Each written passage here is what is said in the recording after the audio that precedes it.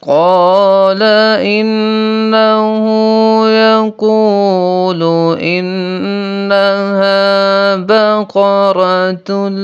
لا ذلول قال إنه يقول إنها بقرة لا ذلول تثير الأرض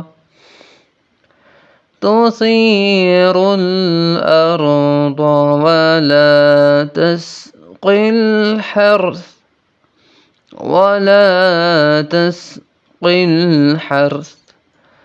مسلمة لا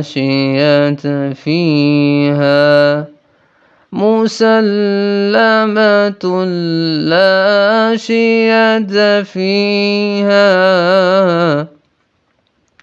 قالوا الآن جئت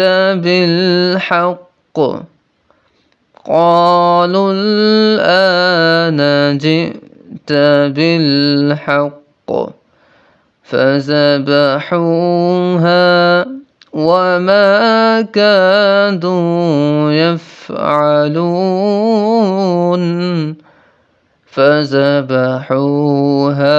وما كادوا يفعلون